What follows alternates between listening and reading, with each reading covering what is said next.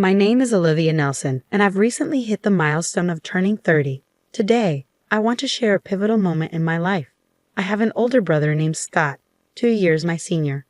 From a young age, Scott embodied what many would call a pretty boy. His features were sharply defined, and his handsome face often sparked rumors in our neighborhood about talent scouts from modeling agencies seeking him out. He was the quintessential heartthrob, likable, intelligent, and quick-witted. Our parents and the adults around us all adored him. On the flip side, I seemed to be the odd one out in our family, always carrying a bit of extra weight. Despite having similar facial features to Scott, being chubby detracted from any charm I might have had. I was reserved, not particularly engaging, and tended to keep to myself, missing out on the accolades showered upon my brother for his intelligence. It didn't take long for people to start labeling us as polar opposites, a contrast that seemed to be echoed by our parents. As we grew, the differences in treatment became increasingly evident. While Scott received praise and attention, I often felt overlooked. Hand-me-downs became my norm, even down to ill-fitting shoes that caused me to stumble more times than I care to remember. The only thing I cherished was a backpack given to me by my grandparents before they passed away, a rare gift just for me. As Scott advanced to a prestigious private middle school, my parents beamed with pride, while I found myself relegated to a public school with minimal expectations placed upon me. Money for my education was deemed too scarce, a stark reminder of where I stood in my parents' eyes. I began to question why I was the only one treated differently, but my inquiries fell on deaf ears. Puberty brought with it a growing awareness of the disparities in our household. My mother's priorities seemed to lie elsewhere, leaving me to tend to chores while she socialized with friends. Even when I sought solace in friendships, my father's retort was always the same. What about the household chores? Scott, bless him, tried to intervene on my behalf, but his efforts fell short against the indifference of our parents. As Scott focused on his high school entrance exams, his presence in our home dwindled, leaving me to navigate the tumultuous waters of adolescence alone. The absence of my parents at parent-teacher meetings became the norm, a stark reminder of where their priorities lay. In 3 years of middle school, they attended just one meeting, a telling sign of the divide within our family. When I was in my first year, my parents attended the parent-teacher meeting, but during my second year, they stopped coming. By the crucial third year, when exams were just around the corner, they still didn't show up. My homeroom teacher expressed concern about possible issues at home, but I dismissed it. Although I recognized that my situation was far from normal, I didn't face physical abuse from my parents. I struggled to articulate the ongoing emotional distress I was experiencing. Admitting that my own parents didn't seem to care for me felt too humiliating. The incidents continued, with one particularly hurtful occurrence on New Year's Eve. At the end of that year, my parents took my brother to my mom's hometown, leaving me behind. Up until then, I had always been included in these trips, but that year they told me, "You're a student preparing for exams, so stay home and study." It felt like just an excuse, as if they simply found me bothersome. Alone on New Year's Eve, I didn't want to ask my friends to hang out, as it would reveal how isolated I was. Instead, I stayed home, keeping my feelings inside. I watched the Grammys, switched to the New Year's Eve specials, and went to bed after shedding a few tears. The next morning, I was startled awake by the insistent ringing of the doorbell. It was too early for my family to be back, so I anxiously checked the doorbell camera. To my surprise, my uncle and aunt from my mom's side stood at the door. I rushed over, my hair a mess from sleep, and asked them what was going on. "Olivia, you need to leave this house," my uncle stated firmly. "We've already spoken with your mother, and we'll handle the paperwork. Don't worry." I was stunned by his abruptness and struggled to process what he was saying. "Wait, what do you mean?" I asked, thrown off by his demeanor. "Olivia, we want you to become our daughter, if you don't mind," my aunt said gently, her eyes filling with tears. "We don't have children of our own, but we've always thought of you as our daughter since the day you were born." At the time, I couldn't grasp the full scope of the situation. My aunt and uncle, who were unable to have children due to illness, had always doted on me whenever they visited. They cared for me deeply and had often criticized the way my parents treated me. While my parents were preoccupied with my older brother, my aunt played with me and my uncle showered me with the latest treats and adorable clothes. My fondest memories were with them, far more than with my parents. My uncle, who had just come from speaking with my parents, began by saying, "Your parents have no intention of letting you go to high school. They plan for you to start working at 16 to help fund Scott's college education. We can't ignore this, Olivia. You have the right to an education and a chance to pursue your own dreams." I was shocked and hurt by the revelation that my parents were willing to sacrifice my future for my brother's benefit. It explained why they hadn't attended any parent-teacher meetings in recent years. They simply weren't invested in my aspirations. As I crumbled under the weight of this news, my aunt and uncle knelt beside me, offering comfort. "We may not be your biological parents, and you might feel uncertain about this, but we will ensure your happiness," they assured me. Tears welled up in my aunt's eyes as she hugged me tightly, both of us overwhelmed with emotion. "Olivia, you have the right to be happy, and we should have come for you sooner. If you're okay with it, we want you to become our daughter," my uncle added, his gaze intense and earnest. As I listened to their heartfelt words, I realized this was the first time I had ever felt truly wanted by adults. Though I was just over 10 years old, I knew what I needed to choose for my own future. I made the decision to officially become their adopted daughter. Fast forward 10 years since they welcomed me into their home, my aunt and uncle have poured boundless love upon me and filled my life with countless joyful experiences. My aunt delighted in selecting clothes for me, treating me to shopping sprees on holidays, while my uncle, who had always longed for father-daughter bonding, saved a bottle of wine from the year I was born for my 21st birthday celebration. Together we embarked on memorable trips, with my uncle's childlike enthusiasm leading us to zoos and aquariums, even during my high school years. These moments were etched in my heart as irreplaceable treasures, experiences I never shared with my biological parents. Initially, I referred to them as aunt and uncle, but over time, they became my parents in every sense. Now, I address them as mom and dad. It was through them that I learned of the hurtful remarks my biological parents made when they visited, belittling my appearance and intelligence. Hearing this fueled my aunt and uncle's determination to provide me with the love and support I deserved. When my parents threatened to deny me a high school education, the idea of adoption surfaced, thanks to my aunt's sober intervention on New Year's Eve. I am forever indebted to my aunt, who rushed to my side that fateful night, and I am determined to repay my wonderful parents for their unwavering love and sacrifice. I endeavored to excel in my studies, setting a goal to build a future that would make my aunt and uncle proud. Despite the challenges I faced during my high school entrance exams, I persevered, driven by the desire to honor their kindness.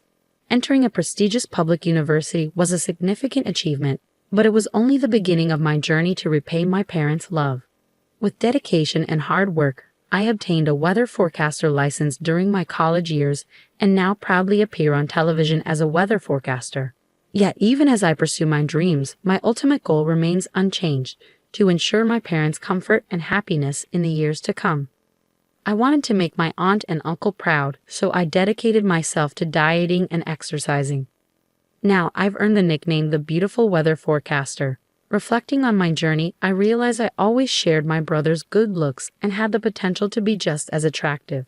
My aunt and uncle have always expressed pride in me, but now I feel I have truly become a daughter they can be genuinely proud of. I have so much gratitude to repay, and I'm determined to keep pushing myself to excel.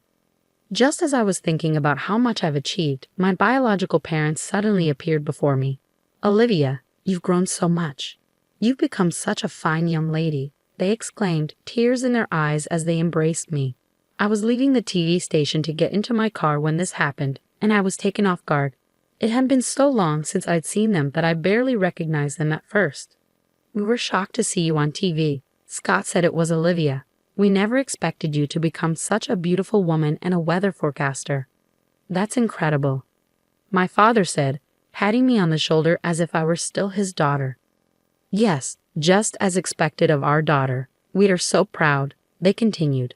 I couldn't hide my displeasure and glared at my parents, but they seemed unbothered by my reaction. "Since we're here, why don't we have a meal at the fancy restaurant just down the street? You must be earning a lot as a weather forecaster, right?" they continued. Their sudden reappearance felt intrusive, like they'd been waiting for me, and their suggestion of a meal at an upscale restaurant made it seem as though they were trying to freeload. I wouldn't allow them to take advantage of me.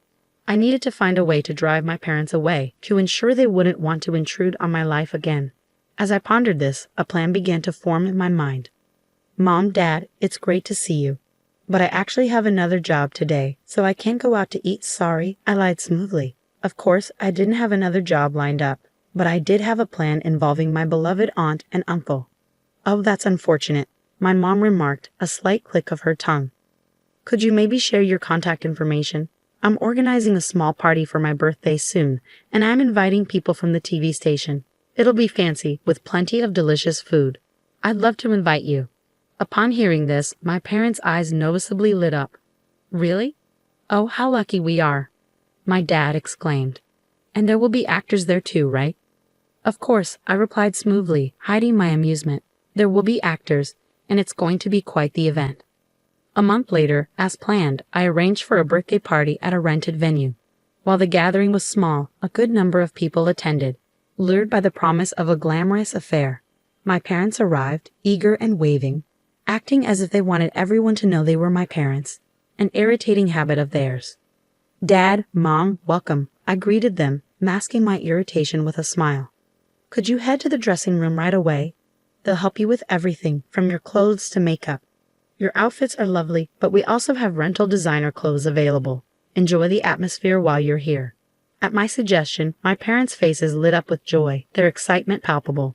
It was clear they couldn't wait to try on the designer clothes. Oh, how easily they were swayed by the allure of luxury. I hardly ever get the chance to wear these outfits. I wonder if they'll suit me, my mom remarked with a chuckle. Haha, Mom, you've put on a little weight, my dad teased. Oh, stop it, she scolded. While they exchanged banter, I offered them flattery, saying you both still look young and beautiful, so anything will suit you. It seemed they had been waiting for a compliment, and they both nodded in agreement. In the past, I feared being disliked more than I already was. I couldn't understand my parents' motives, but now it was clear they were quite superficial. They craved high quality and luxurious things, easily swayed by popular trends. Once they had their hair and makeup done, my parents returned to the party venue in high spirits. My mother wore a pale pink mini dress that exposed her shoulders, a style more suited to a younger woman. The sagging skin on her knees revealed her true age. My father chose a bright red suit with a flashy tie adorned with yellow and green geometric patterns. He was the only one in the venue wearing such a flashy outfit, even though there was no formal dress code. The clothes were indeed designer labels, but they were secondhand. I had chosen and provided the outfits myself. I wanted my parents to wear these today, as they reminded me of a family party from my childhood. When I mentioned this, neither the makeup artist nor the costume staff questioned it. In truth, I had no memories of attending such a party with my parents, but my parents believed anything labeled designer without question. In the past, my parents would heed my exceptional brother's words, so long as they weren't about me. Now, they were the ones on the receiving end of my praise, with the label of outstanding now applied to me. As the party began, it was my turn to take the stage and deliver a speech as the guest of honor. Before I went up, I addressed my parents. I have a message for both of you in my speech today, so please listen carefully, I said as I held their hands. They looked at me with surprise and asked, "What?" But their expressions remained happy as I ascended the stage. Thank you all for joining me at my birthday celebration today. I'd also like to express my gratitude to everyone who helped organize this event. I began formally. My friends teased me, calling out, "You're so formal. That's not like you." I jokingly replied, "I'm just being myself," before turning to address my parents. "They're here today, right over there," I said, pointing in their direction. The lighting staff spotlighted my parents as I continued. These are the same parents who had the audacity to appear on TV and even set an ambush for me, despite abandoning me during my teenage years. A murmur spread through the crowd at my statement, as I had never discussed my past with anyone other than close friends. "Olivia, how could you say such a thing?" my mother exclaimed, jumping up, while my father remained stunned into silence. Since I was old enough to start kindergarten, these two constantly compared me to my high-performing older brother, Scott, and always favored him over me, I explained.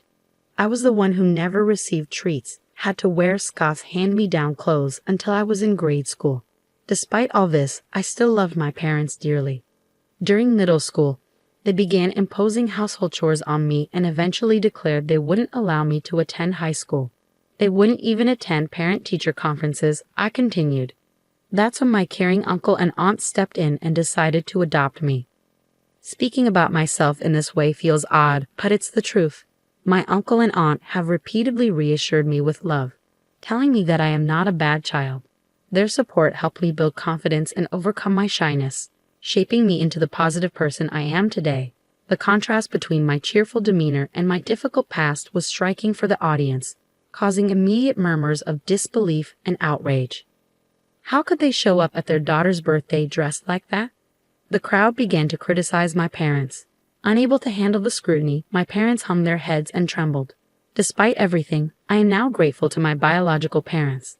Their actions ultimately led me to find my true parents, my uncle and aunt, who enveloped me in the warmth of a loving family. My biological parents stared at me, expecting a turn in the story where they would be acknowledged as important. Instead, I offered them a quiet, smiling look. Mr. Treasure from the Daily Info, are you here? Could you make this story and the accompanying photos into an article? Consider it a birthday present for me. As I called out to my friend from the magazine, he had already started snapping pictures of my parents. Hey, stop it. Don't take pictures. My parents frantically tried to hide their faces. Even now, they couldn't face the consequences of their actions. You always made me do things I didn't want to do, even when I pleaded with you to stop, I shouted. You can't impose on others and expect to avoid consequences yourself. At my words, my mother's eyes welled up with tears. I'm sorry. If you publish this article, it will harm us, your mother and father. You wouldn't want that, would you, Olivia? I was astonished by their nerve. Did they really think I still considered them my parents? They had abandoned me, neglecting their duties as parents. My true parents are my uncle and aunt. They are the ones I see as my mother and father. I warned them never to interfere in my life again. As memories flooded back and my gratitude for my uncle and aunt swelled, tears streamed down my face. Seeing my emotional state, the attendees quickly escorted my biological parents out of the venue. This time, it was truly over. I had finally cut all ties with those individuals for good. Reflecting on my achievements and the support from my uncle and aunt, I shed a few more tears, feeling a sense of liberation and accomplishment. Following the incident, a magazine editor asked if I was okay with how things unfolded. I affirmed my decision, urging them to proceed with the story. The resulting article on my upbringing was picked up by various TV shows and quickly gained attention. Concerns about my image being tarnished were unfounded. Instead, the story painted me as a modern Cinderella making a dramatic turnaround, and my reputation soared. On the other hand, my biological parents, let's reluctantly call them that, faced severe repercussions after the story was published. They became outcasts in our community and eventually decided to move. Gossip spread to my father's workplace, forcing him to resign. My mother, who had been a homemaker, was now unemployed. My brother Scott kept me updated on their situation, revealing they were living off their savings. Though Scott had initially hoped we could live together again, he soon understood that staying with my adoptive family was the right choice for me. Scott remained a constant source of support throughout my college years, helping guide me in my studies. He ultimately chose to sever all ties with our biological parents after my story was published, jokingly stating he might only see them again at their funeral. Knowing Scott, he might not even attend that. 5 years have since passed. I married Mr. Treasure, who was working at the magazine that published my story, and we now have a pair of twins, a boy and a girl. As a mother, I am dedicated to ensuring my children are treated equally and grow up in a happy, loving environment, just as my aunt and uncle did for me, and as Scott has always watched over me from afar. I want my children to grow up kind and gentle, like my own family. Besides raising my children, I am committed to repaying the kindness shown to me by my uncle and aunt. This year, I surprised them with a trip to Oregon for our wedding anniversary, which we enjoyed with my husband and children.